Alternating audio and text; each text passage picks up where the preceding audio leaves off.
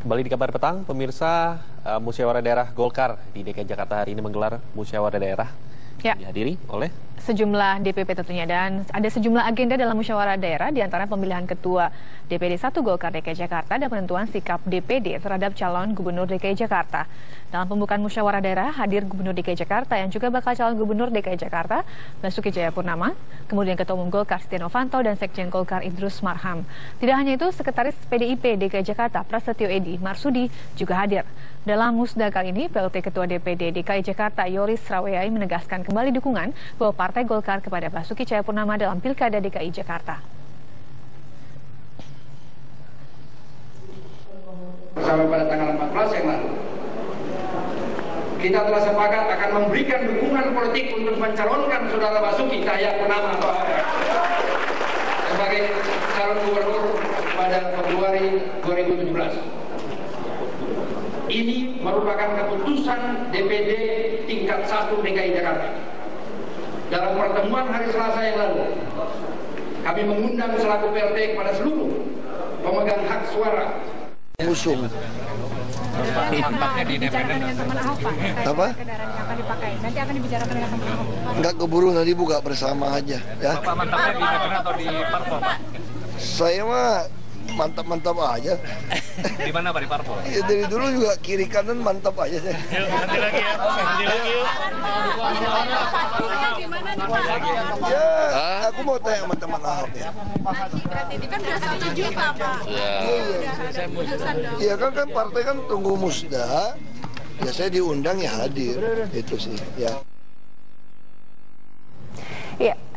Kemudian pemirsa, masih seputar dukungan Golkar untuk Basuki Cahayapurnama. Relawan Ahok mengklaim telah mengumpulkan 1 juta KTP untuk mengusung Basuki Cahayapurnama dalam Pilkada Jakarta 2017. Meski demikian, 1 juta KTP tersebut harus diverifikasi keabsahannya oleh politik.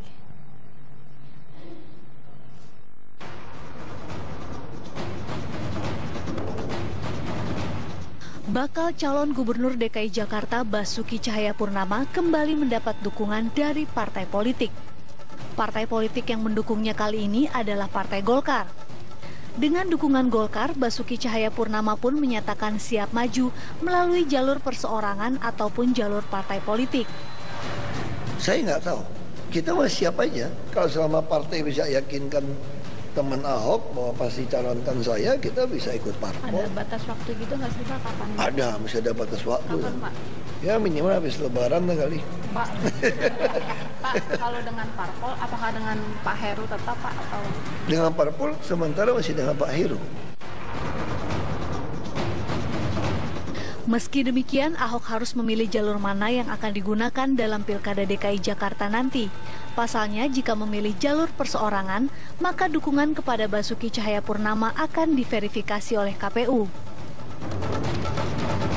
Verifikasinya itu 14 hari. Jadi kalau di dalam jadwal yang telah ditetapkan dalam KPU itu mulai tanggal 21 Agustus sampai dengan tanggal 3 September. Itu adalah verifikasi faktual selama 14 hari. Sebelumnya ada verifikasi administrasi, gitu. Sebelumnya ada verifikasi administrasi.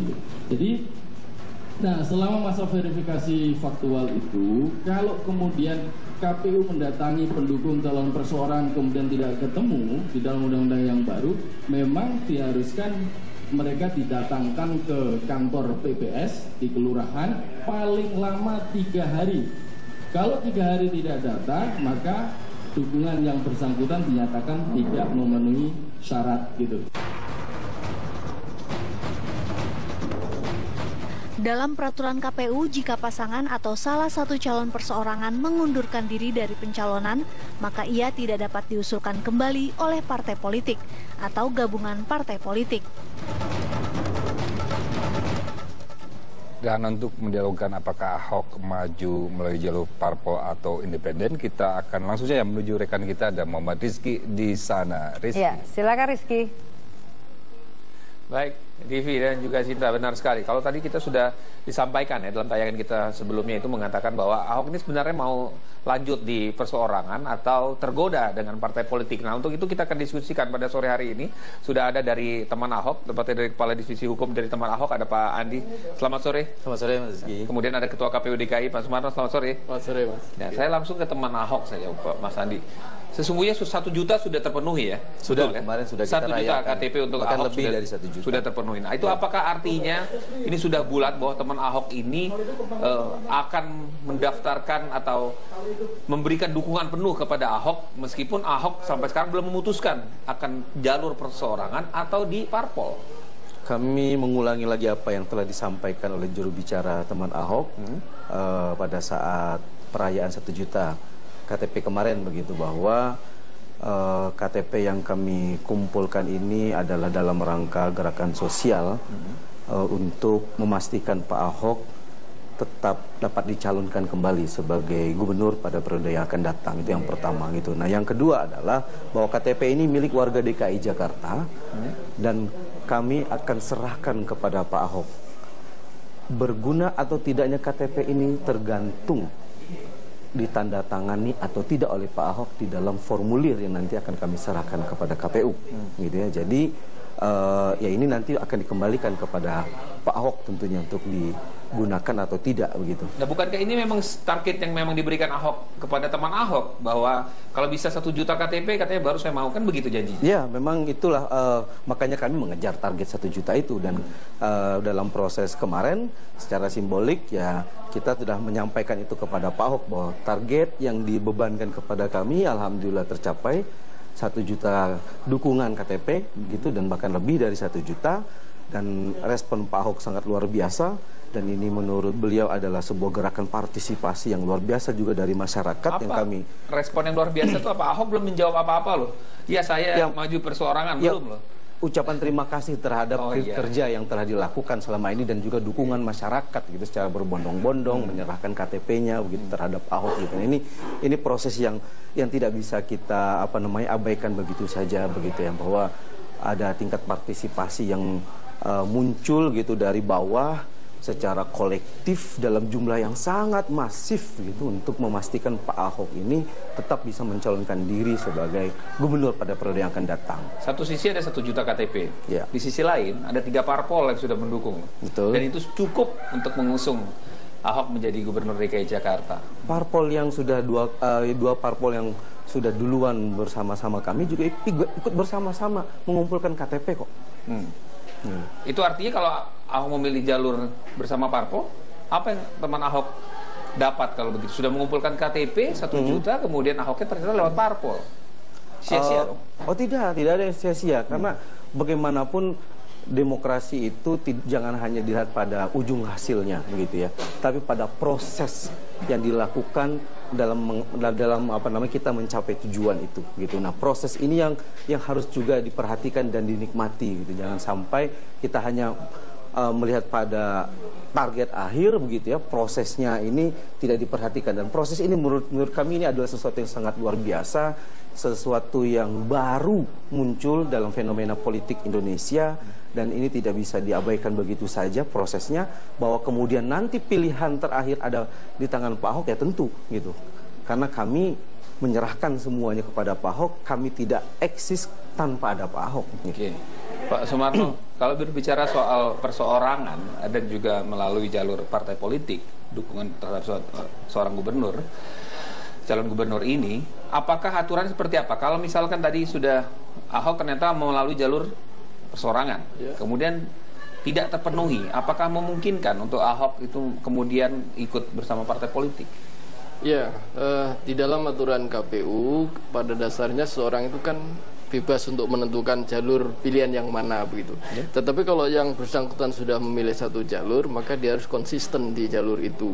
Jadi kalau mereka misalnya menggunakan jalur perseorangan, kemudian sudah menyerahkan dukungan ke KPU, sudah diverifikasi, kemudian di tengah jalan melihat kok naga-naganya ini nggak akan lolos nih, atau kemudian ada sesuatu, dia kemudian pindah jalur, itu sudah tidak bisa lagi.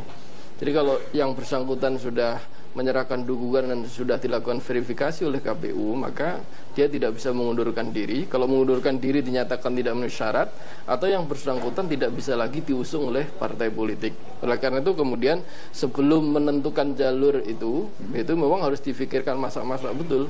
Gitu. Sebelum menyerahkan dukungan memang harus dipastikan betul apakah dia akan konsisten di jalur perseorangan itu, ataukah kemudian dia mau di jalur partai politik begitu.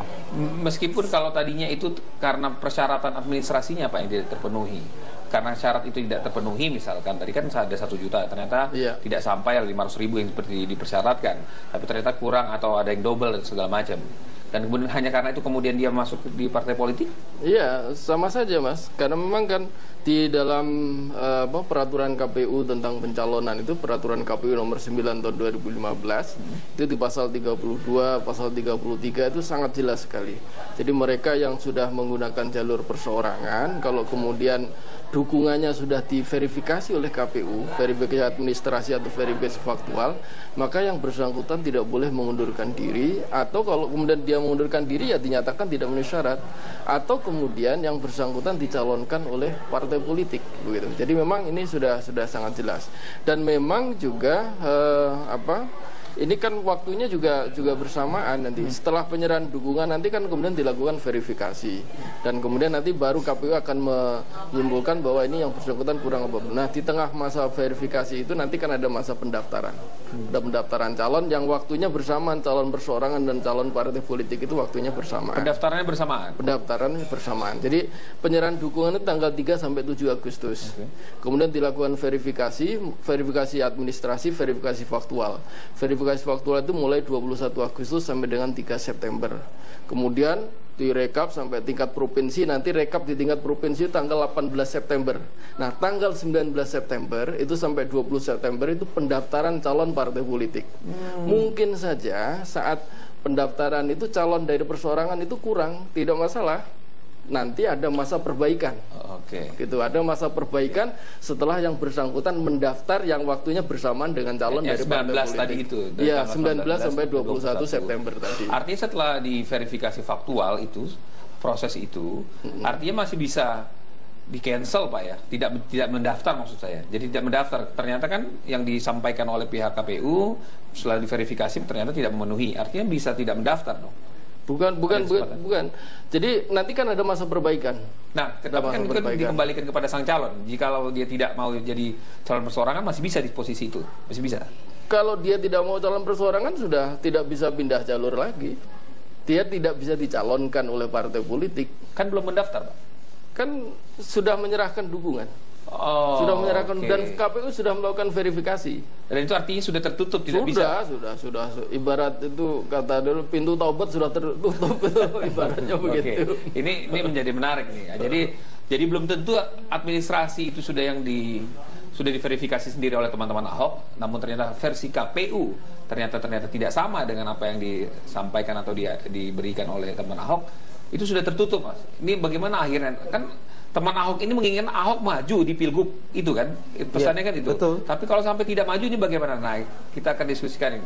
Usai jeda pariwara berikut ini kami segera kembali.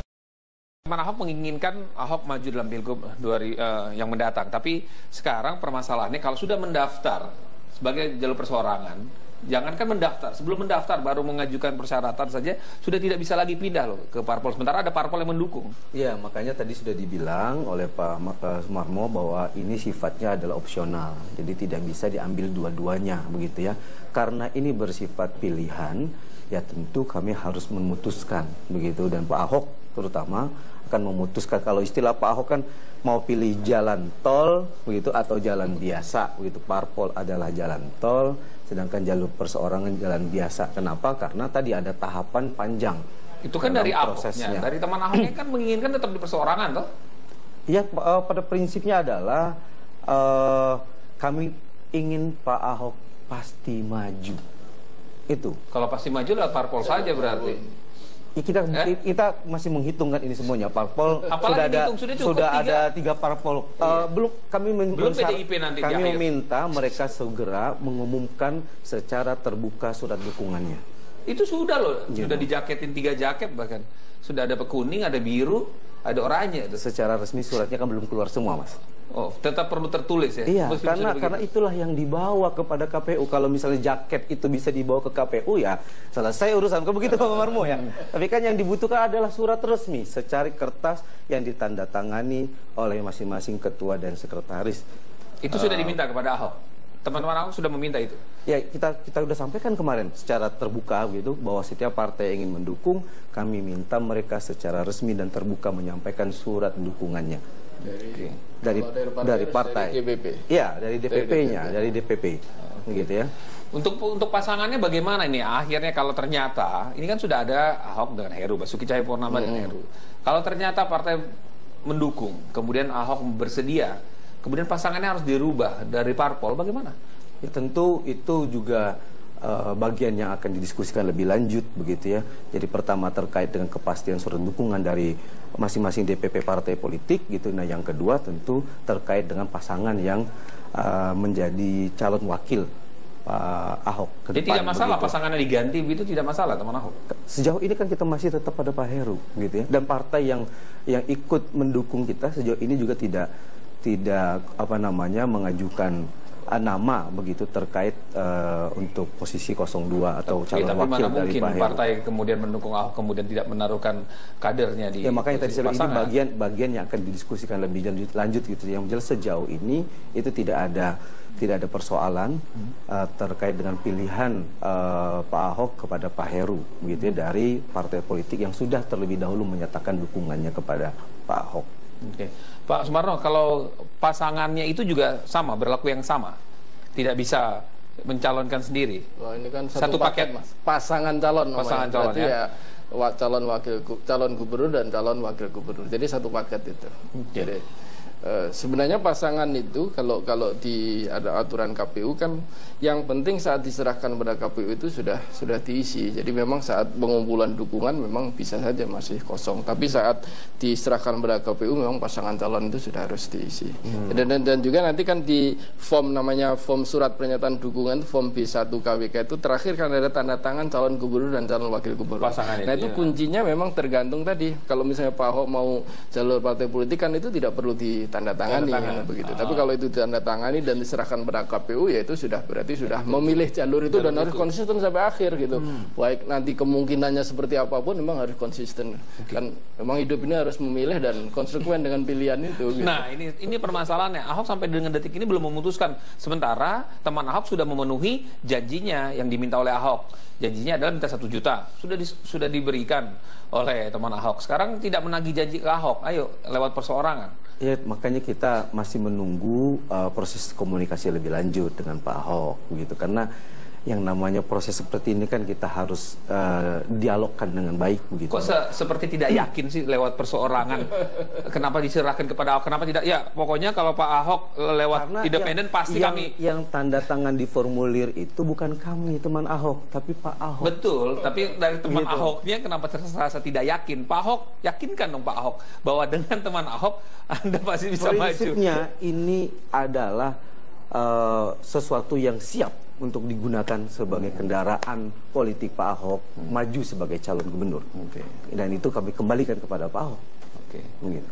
Kalau Pak Ahok balik lagi, saya memilih parpol saja. Kalau memang itu adalah pilihan akhir dari Pak Ahok, teman Ahok nggak kecewa? Iya.